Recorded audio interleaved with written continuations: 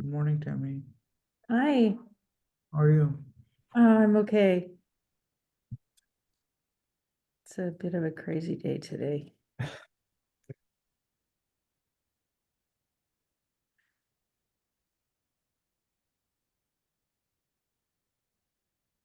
How are you? Yeah, it's fine. Uh, Lamont is a small city, but yeah, it's kind of nice. And both of us like only 30 minutes from the workspace. So altogether it's convenient for us. Hi, Zara. Hello. Where are you in Longmont? Ah, that's a good question. Oh, It's very near to the I-25 entrance, like only 5 minutes away from I-25. okay, so it's not even in the downtown of Longmont. We choose it specifically just to get on the freeway and Oh, that's fair. Yeah, yeah. for us. Sorry, I don't know if you know, Roy Dool just moved house. Oh, yes, he mentioned last time we met. A lot of trouble. Yeah. Only 30 minutes, so it's fine. Got it. Yeah.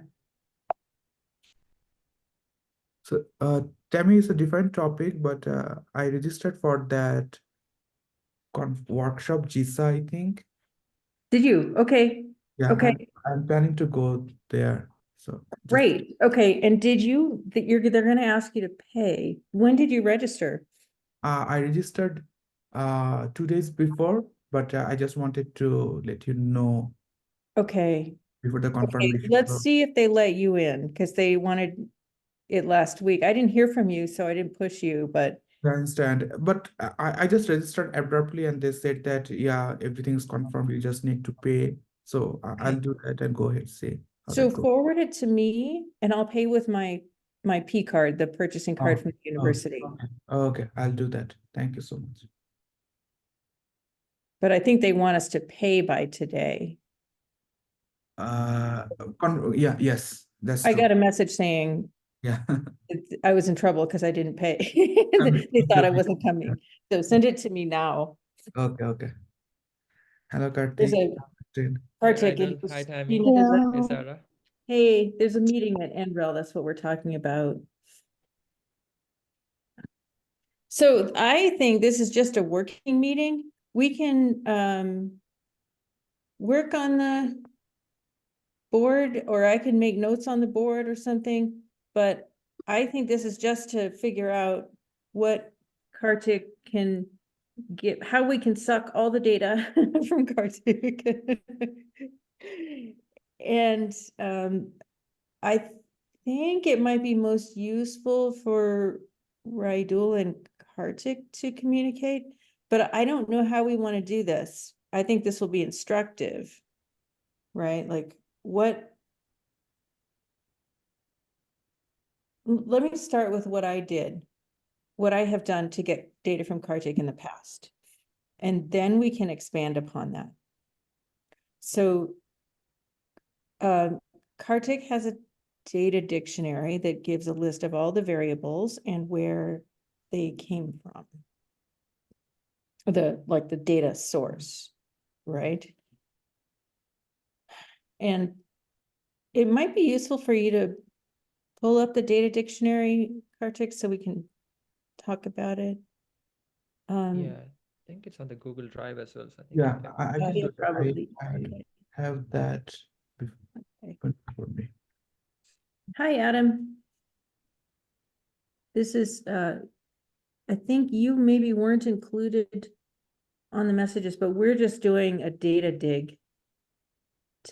So if this is of interest to you, you're welcome to stay. If you're not interested, then it may be boring. So if you could stop, Kartik, because I think this is the data under values are relevant to how the data get dumped. So you want to just walk through a couple of the columns? Yeah, sure thing. Yeah. So this different. Okay, just walk through the column. So you have the survey. So which survey the variable is coming from. Then you have the vintage. So the year the survey was taken. So ACS, for example, you could get variables for every year. AHS would be alternate odd years, so 15, 19, 21, 23, and also going backwards.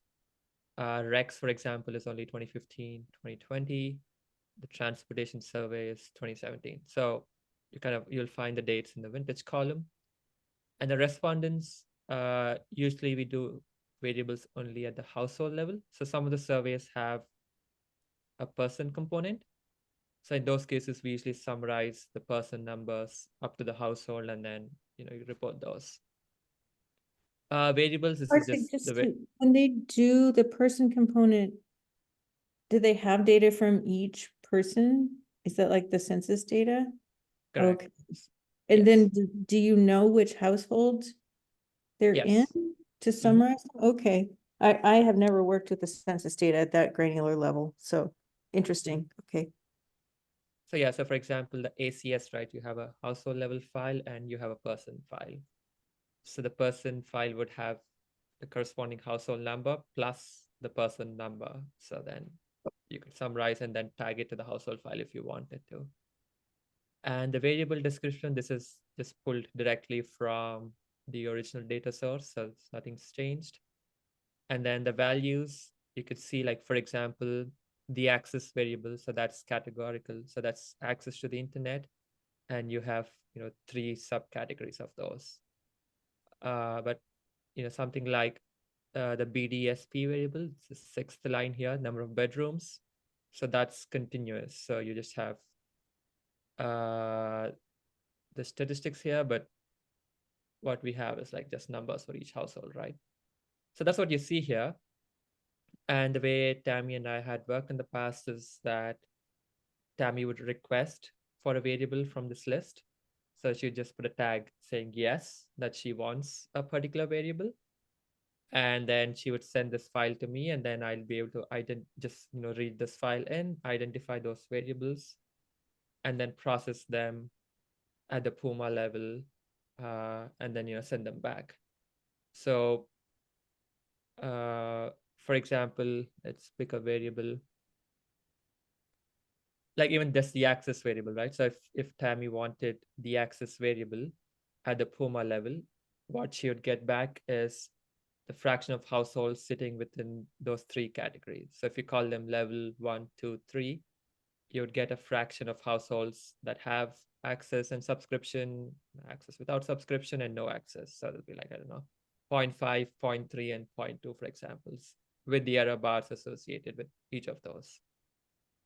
And for a continuous variable like the BDSP variable, what you'd get out is just either the mean or the median, whatever you wanted, and also the corresponding error associated with that calculation at the Puma level. So what then came you- back to me was something like Puma number, and then variable or vintage and variable, and then columns indicating level 1 is 20%. And then I'd have to go interpret it from the data dictionary, go back and look at what level 1 meant. Mhm. And let me share my screen to show what I do on the back end, and then we can. Yeah, super.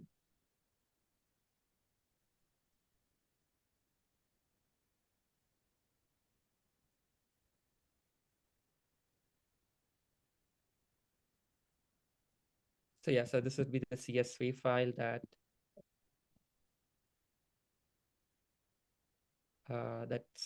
Tammy was sending to me, and then I just look at things that are needed. And then once I sort of I'll show you this particular instance. So yeah, so this piece, for example, we are trying to find out what fraction of houses have solar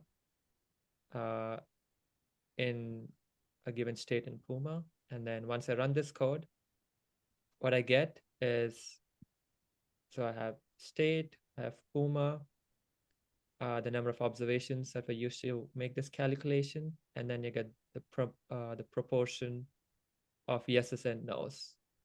So if I were to just look for Colorado, for example, so that's Colorado. Those are the different Pumas in Colorado, and then I'd get fractions of yeses and no's. So that'd be, for example, one way to make the slice, right? So this is something we were talking last week, so I could slice it further. So for example, if I ran the same code, but now looking at state, Puma, but also the year the house was built. So that's a YBL variable. And if I run the same code again, so the output then would look like this. So let's just look for this Colorado again. And then for each year built category, I'd get a yes and no.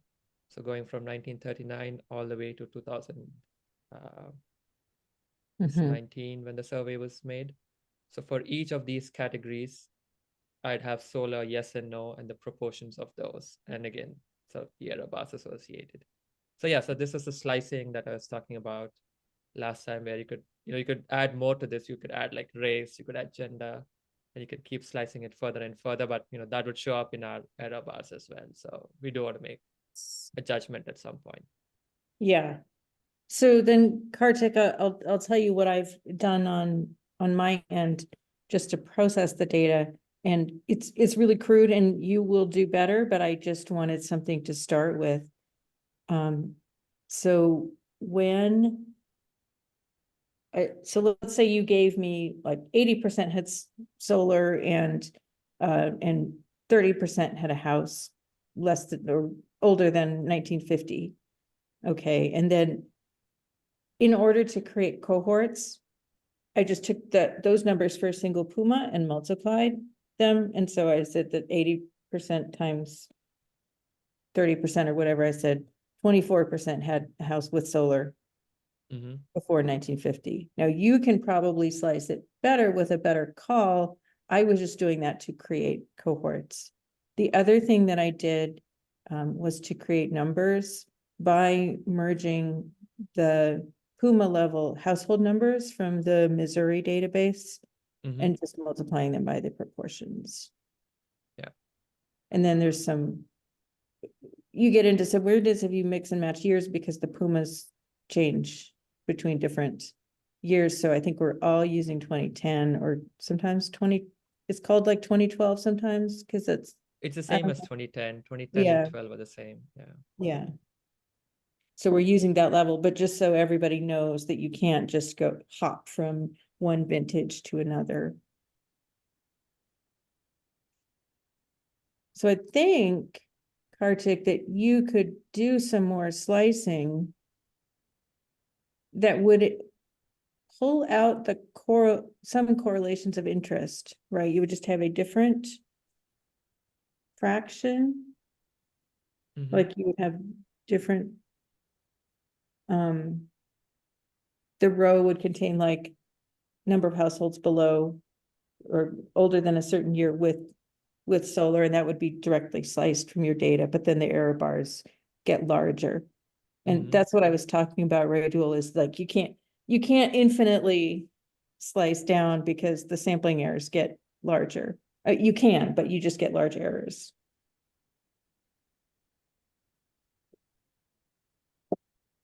So I think possibly your way of doing it, Kartik, would be more suitable for Raidoul because are you probabilistically create your agents? No, it just like I provide the number of agents for like 1.5 million Colorado. You're just And running 1.5 million agents. so it calculates the row number in the CSV file, and based on that, it creates the number of agents. So it's flexible in that. Okay. Yeah, I don't have that number, Okay, the ABM model. yeah. But I think the answer to the correlation question is just asking Kartik to slice more, yeah? Yeah, but I think Karthik was asking like, what will be the basis of slicing? Like, Right. Yeah, that's what we want to decide here, I think.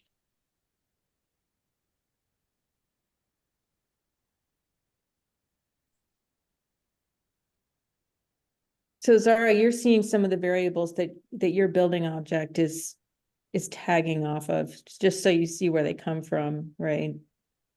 So Zara can take a Puma number and a house age and size, and then her building object returns some from Restock and then some from her own calculation, the features of that building. Yes.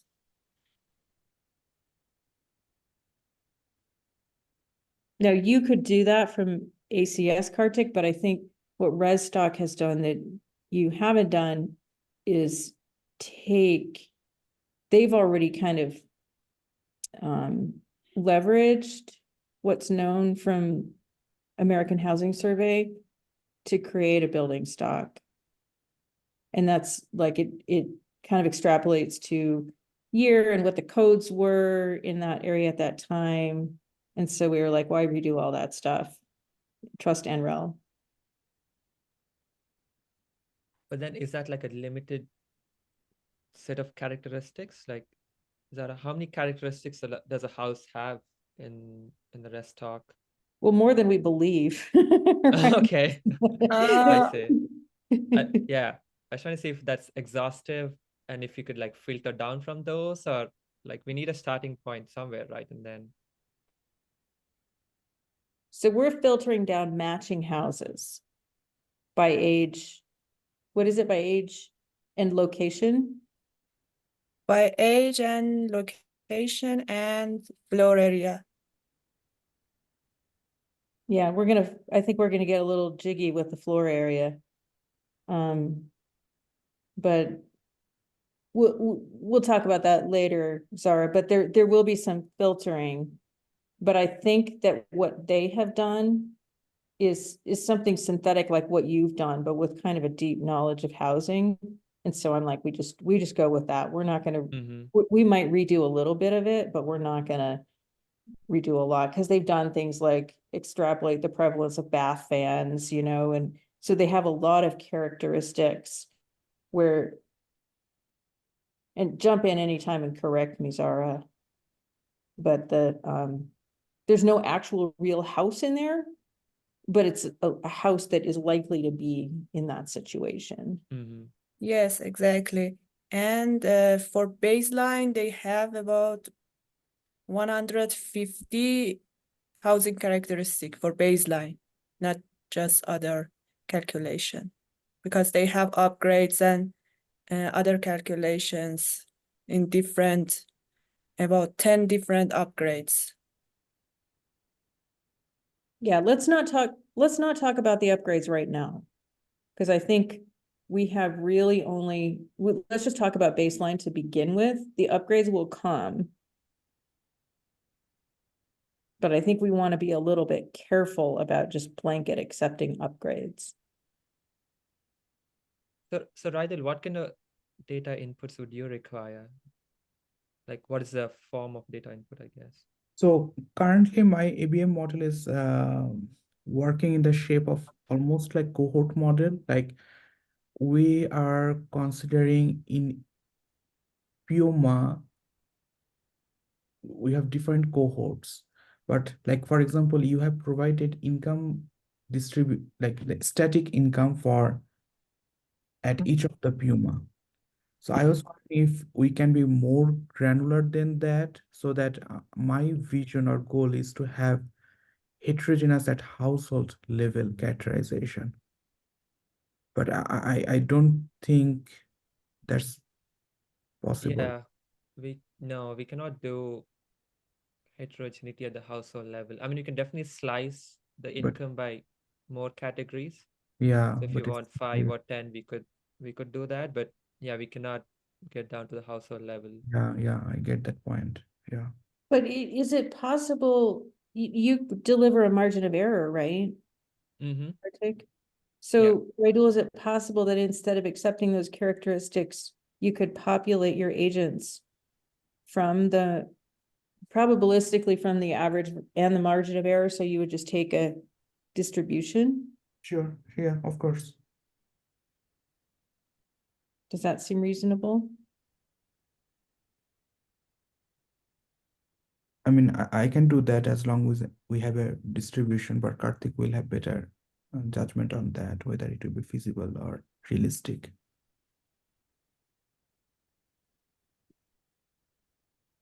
Yeah, I mean, it is possible in theory. We'll have to just look at how big the error bars are, right? So yeah, I think we should just try it. Yeah, yeah. Let's Yeah, try because I something. cannot, yeah, I think we should just commit and just do it and see if, if it doesn't work, then it doesn't work. And then, we try something. Because yeah, I cannot predict how bad the error bars are going to look a priori. So Yeah. So I think we should just like figure out what we're gonna do the first shot. It won't work, or Mhm. we will be dissatisfied, right? Let's let's start failing. That's what I'm thinking.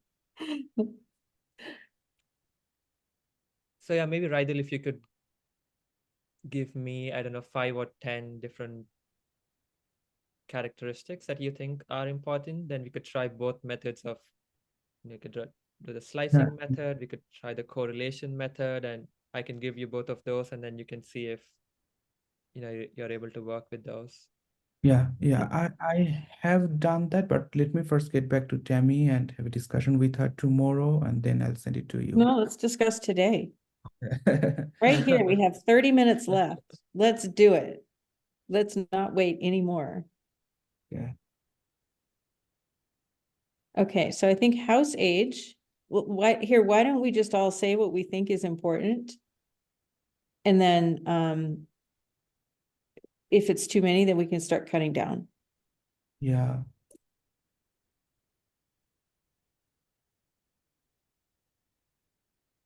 It's too bad that jam boards went away. Cause that would be really good right now. So, so Tammy and I have developed a methodology to calculate that cost benefit ratio, which will give us indication of what heating option households will go for at each simulation time step. And so now we have income and cost associated with each of them, each of the households. So now we have the family income. So some of the variables that I thought will be helpful for our calculation, we have the fuel type. Tamia is thinking about whether we should extract mortgage payment, property taxes, property value. No, wait, I was not thinking about that. You I, might I, have. was- thinking- I was thinking. Okay, hey, wait, I'm gonna we can't do jam boards anymore, but I'm gonna put a Google Doc in the chat. So, Raidul, the idea that we've calculated a cost benefit, that is very generous. Yeah. It's not really, we talk about it. Okay, so there, everybody can have their own space. Sorry, it's not great.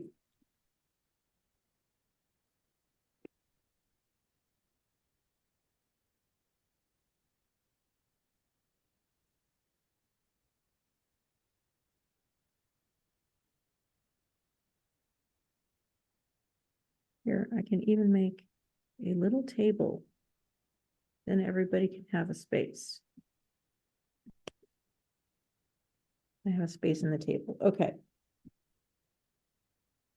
So, and Zara and Christina and Anna, I suggest you can pitch in too. Christina, especially with your work on what you found to be important in the longitudinal study, you might have some recommendations for us, yeah?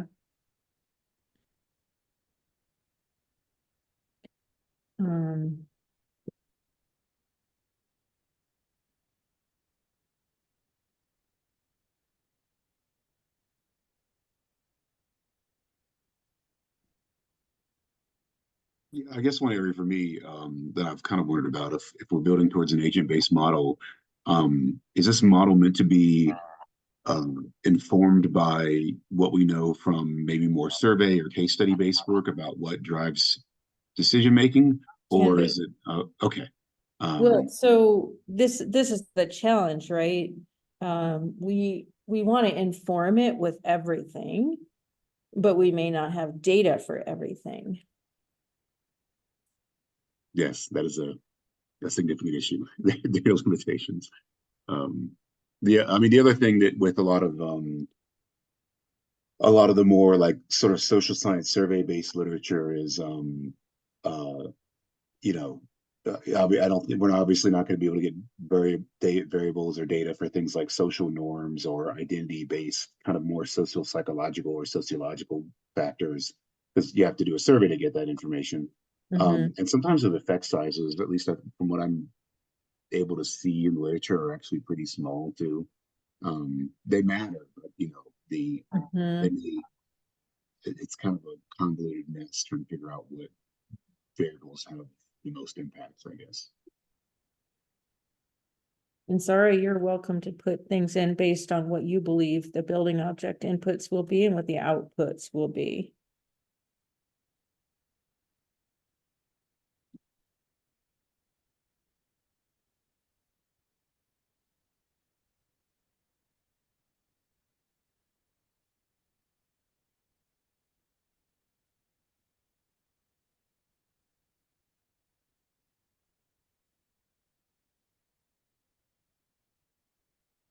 Christina, are you finding, I know we're gonna have your presentation pretty soon, but are you finding things that are super interesting?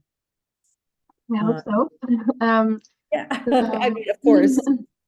I think kind of one of the key messages is going to be that the prior equipment is quite important, and that means AC equipment, if they have a central AC, central electric AC already, that helps for heat pump adoption, and hot water if that's electric, and if they change to an electric hot water, makes it more likely that they also change to a heat pump.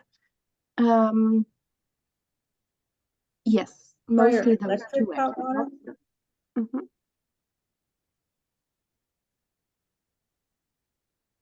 I'm just putting your things in my box. You could put them in your box, but. And so is that because of, does that alter the installation cost? Right, like, It's definitely easier. So in the model, we don't include the installation costs because we don't have them, and they can be quite individual. yes, So we were experimenting with like switching costs, but they didn't make sense. So we don't include costs ourselves. But the reasons why, so one part could be that they are familiar with electrification already. So if at least some parts of the home are already electrified, that might help. But okay. especially with AC and hot because hot water is essentially also a heat pump if you have electric hot water. And if you have a central AC, it's much easier to make a heat pump out of it. So you already have the duct system and so on. So that's what I was wondering, is it the presence of ducting that? So we also have other variables where we combine the heating equipment and a duct system that's involved with it or not. But for that, we don't find a significant there. Okay, So it's not related to the duct system itself. it's related to what, the refrigerant If line? it's an AC, if it's a central AC, or if hot water is electric. That's weird, but not like not like a central gas furnace. Yes. That's really interesting. Okay. Yeah. I think so prior equipment, I'm just putting as a note, and I guess we're gonna get more from you in your presentation. Yeah, on Friday actually, right? Yeah, I think so. Yeah. I'd have to go, I'm pretty sure it is, so I have to go look at that. Just know I'm gonna have lots of questions for you, so be prepared. Yeah.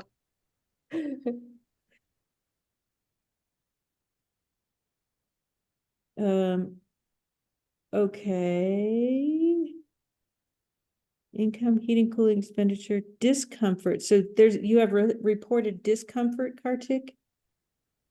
Yeah, there is a question in EHS about being Interesting, yeah. discomforted by cold or heat. So Yeah, I saw that. Do you have cold and heat separately?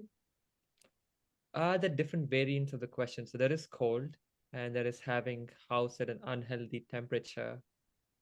So we Okay, could combine there's- both of those and call it a discomfort variable. So there's there multiple is. variables, Mhm. and then we would figure out how to combine them. I'm sorry, I'm adding multiple, just as a note for myself. Hey, Zara, why don't you put your outputs in a different column? Yes, I move it. Okay. Right, Dilly, you had some more income or budgetary variables that you were talking about. I felt like that was a lot, but why don't you talk about those a little bit? Curious.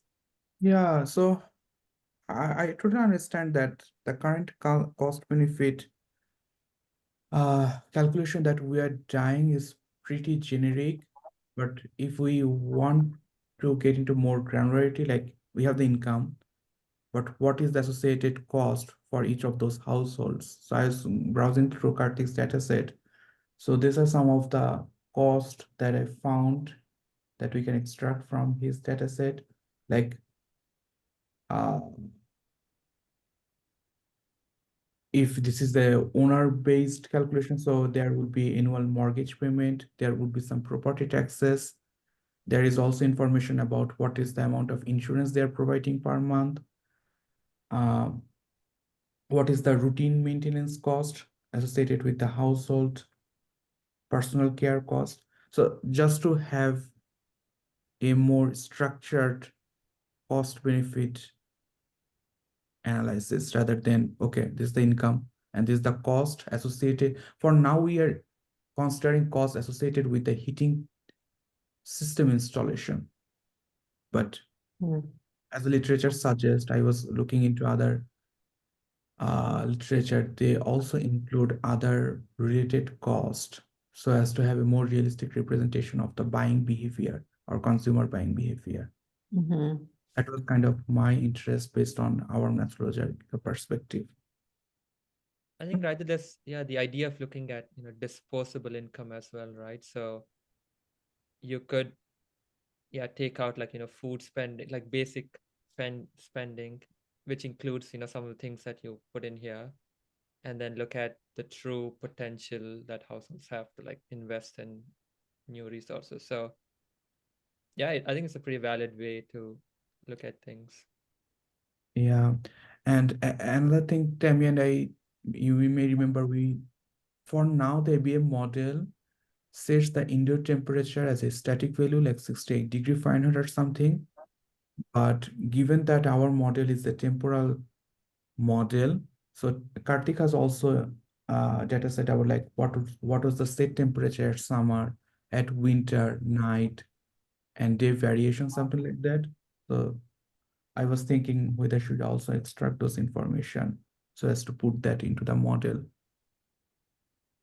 because we will be running the model for a long time, like 30-year temporal dimension. So there will be climate effect as well. So I'm putting that over in your possibilities. Kartik, so my immediate reaction, which I have to be careful about reacting too fast, but my immediate reaction is that would be something to explore in a later round. But I think, do you have set temperature, Kartik, as part of your data set? I mean, we do.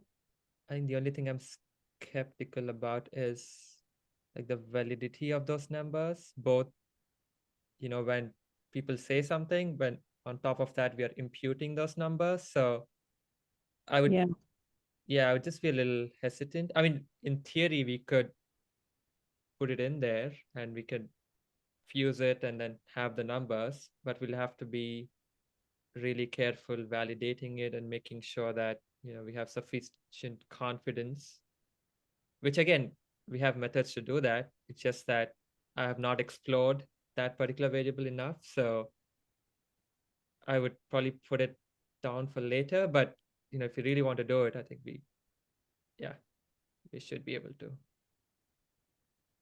So unless somebody, yeah, you have, Zara says that Redstock has heating and cooling set points. My guess, instinct, is that that's a huge question. And that there's probably mixed information on whether, as you say, Kartik, the reporting, what people actually do.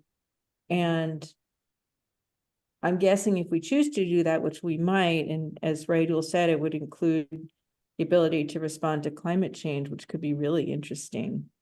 But my guess is we're going to want to do it well and carefully, which means that we probably want to take it as another round. Can we go back to the income a little bit? Raidul, I totally agree with what you are saying about there's more to it than just the overall income picture. I'm reluctant to get into the subject of household budgets, where it's like, let's see what they spend their money on. Do we have enough for heating? Because I feel like that's also a huge, like a very, very large question. I can see why people take the fairly simplistic framing of energy poverty. That doesn't mean it represents everything. I feel a little more comfortable with the idea of disposable income, but then how do people figure out what's disposable? No, I think it is documented. So the census has like a set of measures that go into like subtracting out. So it is established. So we don't have to like reinvent Somebody did the work. variable. So yes. So Raidul, maybe you and Kartik could maybe pick a couple of income variables that would get more to your question, right? Recognizing that gross income or net income is not the only picture, but not getting so far into the weeds that you have to try to manage someone's household. And then Kartik, the formulation really well.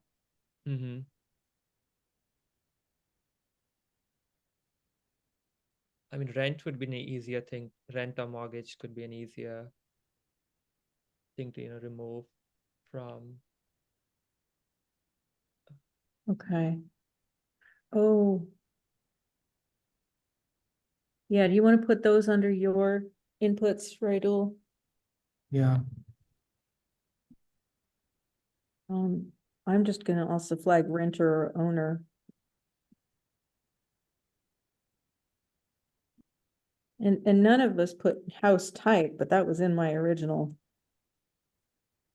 Right, so Okay. that's like detached, so I'll put that in mind. We're gonna combine these all, so nobody has to have everything.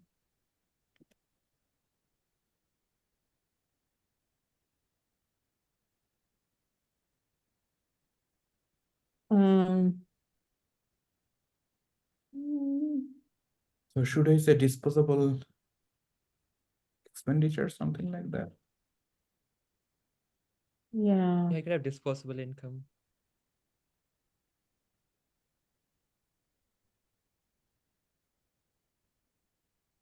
So there's a couple of things I would like to ask for. And these may also be a second round question, but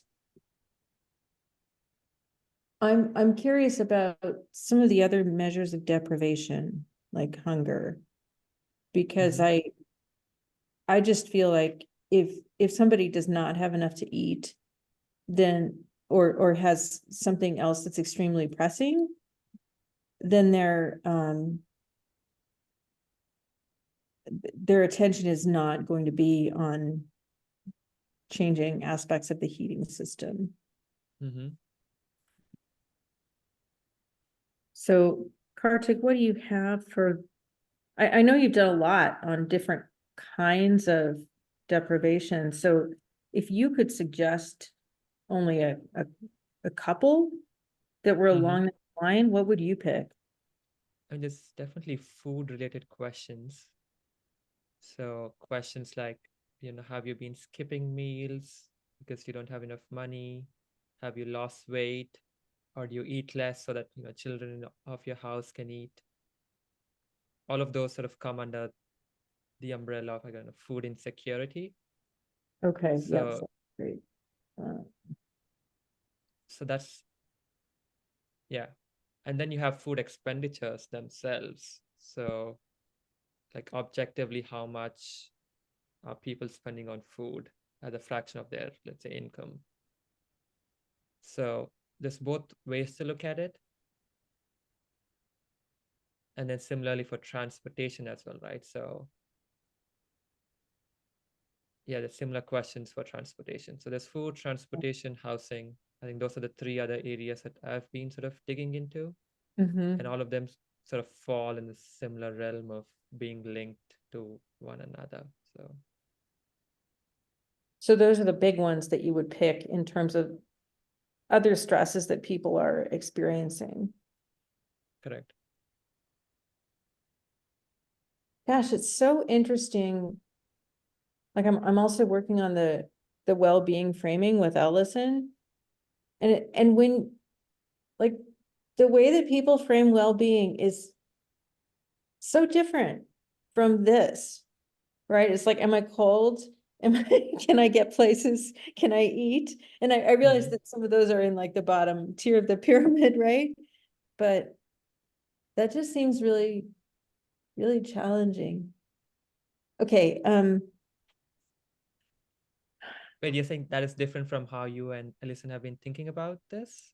well, so when people talk about well-being, this is something I've noticed and I've struggled to know how to communicate. The attention on the facets of well-being tends to enumerate many different flavors of what we would consider in the upper tier of Maslow's hierarchy. I'm just going with Maslow because it's like a framing that I think most people understand, right? And so like the capabilities is like all these things that you can do that are in the upper tier. And then this like basic, your body has to be secure it tends to be discussed very little, but then when you flip the script and go to work like what you're doing, Kartik, or the sort of poverty indicators, then they're all about that bodily security type of stuff, or the keep and so it's just interesting that I don't know, I feel like starting to feel like the capabilities framework, even though it came out of development, might be a very first world way to look at things, right? Hmm. Like, and now how can I actualize myself? Or now what's wrong or something? I don't know. Maybe that's too, I'm struggling. Let's just say that. And I don't want to spend this time on that. Yeah, a quick follow-up though. Like, so when you say people, do you mean people who are writing about this or people who are Yes. answering these questions? Okay, People people who are are writing. people who are Okay. writing about it and crafting the frameworks. Okay. Yeah. I think that's different from people who are answering these questions. Yeah, yeah, that's right. That's Yeah. right. But this is, anyway, so Anyway, yeah. let's take, okay, so in these buckets of what we've listed in as inputs, I think there's two ways to handle them. One is to actually have your data set, Kartik, sliced in that way, and I think we have too many right now. Mhm. And the other is to have them as variables, but not separate lines, if that makes sense. Am I getting this right, how you might deliver things? No. So Okay. do you mean, okay, no, I understand the first part, so I could slice, along all these different lines. I didn't quite Mhm. understand the second one. Well, so it looks like we have about 12 or 15 things. Mm-hmm. Um, um, and I feel like that's a lot. I feel like we'll end up with disaggregated numbers that have very large errors and because they're represented by only one or two surveys, maybe. And we could create groups out of these 15. So at the household level, we could create, 5 different groups, for example, that fall into, like, for example, if a household meets a certain income criteria, build criteria, race criteria, that would be one category of household. And then I could tell you what fraction of those exist at the Puma level. So Just a minute. Yeah. Oh, yeah, do it. Sorry, John's prelim is in 15 minutes, so that is where I'm going next. So I think you might be talking about what I'm talking about, Kartik, that we have groups, Mhm. that we group, that it's not all sliced into Mhm. all the things we listed, that we pick now out of those, we pick some of the major ones. And then we represent some of the other characteristics, but it's not a full slicing. I'm not sure I have vocabulary to describe this. No, I think you're right. I think we sort of consolidate these into fewer groups, and we could create those groups at the household level and then summarize them to the Puma level. Yeah, so then I'm gonna write down here, group by, and then, but also summarize, right? Mm-hmm. And so group by, I think, would be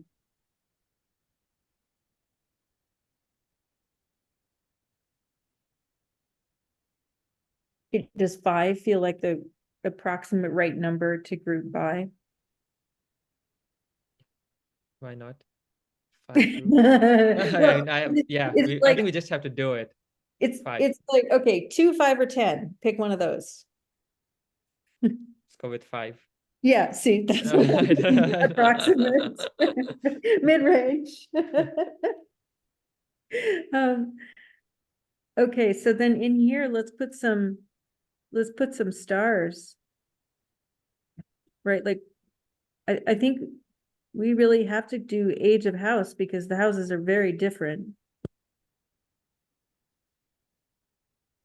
And I feel like house type and age are kind of the same sort of bucket. I don't know if that's right. Okay. And then, Rajul, what would you say next? And anyone can I mean, weigh. a more rational way would be just make a correlation matrix of these 15 parameters that we have. Can you And do then, that? we could just, that should be easy to do. And then we could sort of condense based on what we see in the matrix. That's a great idea. Would you do it for the whole United States or just for Colorado or for? I mean, the way we want it. For Colorado, we could just do it for Colorado, for example. Let's do it for, so how difficult is that task? Not that difficult because it's a little more complicated because we have 40 different copies and I have to like merge them and do some math for that. But apart from that, I think it's just fairly straightforward. Well, what I was going to say is it would be interesting to at least contrast Colorado with either another locality or all of the United States. No, Christina, you're working on New York, is that right? Not only. I have 15 metropolitan areas. Ah, they're all metro areas. Yeah. Oh. Wow, so you're missing out the rural But I also do the same thing for the national sample, but then we don't know the location of the houses. So then I Okay, cannot tell where they are. So we miss a lot of variables in those models, but we account Okay. for the rural ones. Yeah, but so far I haven't found too many differences between the national sample and the metropolitan one. okay. So I think, Kartik, I would say, do the correlation matrix for Colorado, but also do it for the country if you feel ambitious, but maybe just like New York. And just because I don't want to be fooled by something that appears in Colorado, Mm-hmm. that does not appear elsewhere. Okay. Or we can run with it in Colorado, but we want to know what our limits are. Mm-hmm. So I think that would be a great jumping off point for our next conversation. Okay. Mm-hmm. What do you folks think? Yeah, that sounds like fun.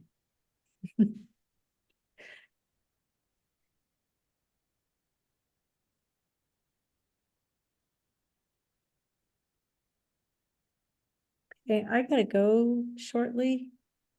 So I can be there for my student. Anyone else want to say anything? I'll put a link to this document in the call notes that Narsim has been keeping. I'm not good at running a conversation and also taking notes, so there aren't any notes, but we can have the document, we can have the recording. All right. Good stuff, Kartik, thank you. Yeah. I think it's actually, it feels more tractable now, which is a step in the right direction. Yeah, sounds good. And then yeah, Rydell, in the meantime, if you think of new variables or any other questions, then yeah, just let me know and then we can connect separately as Yeah. well. Sure.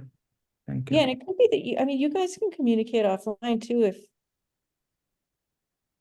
you just want to chat about how the correlation, I don't know, I'm curious about the correlation matrix, so I'm not meaning to send it offline, but I do also encourage you to have communication as you're getting this up and running. Mhm. Like, Mhm. okay, Okay. thanks, everyone. Thank you. Thank you. Bye-bye. Have a good day.